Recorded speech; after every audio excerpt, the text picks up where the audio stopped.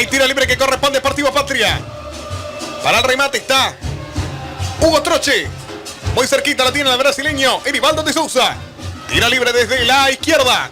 Le va a pegar a esa pelota Hugo Troche. Va a caer el balón al área, al centro de Troche. El balón le queda. ¡Gol! ¡Gol!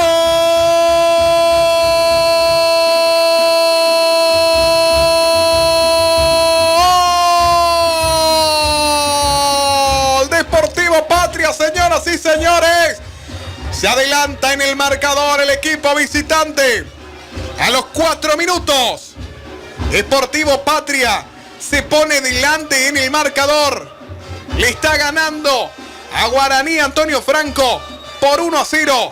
Y el gol lo marcó el número 2, David Rino. Pino. Así es, Enzo, un gran centro de Troche. La bajaron en el área y como dicen, no, 2 cabezazos en el área es gol. Le quedó la pelota al número 2 y la mandó a guardar. Bien, señores, está ganando Sportivo Patria por 1-0. El tercer arquero de Guaraní, Señoras y señores, ¿nos escuchan en Apóstoles? Sí, obviamente. ¿Algún saludito para mandar? Un saludo grande para toda la gente de Apóstoles y especialmente a la gente de Tuyutino, que siempre está prendida ahí apoyando. Bien, señores, en toda la provincia está Radio Tupambaé, la radio creíble. Señores, balón a la área. El balón le va a quedar al Mirón.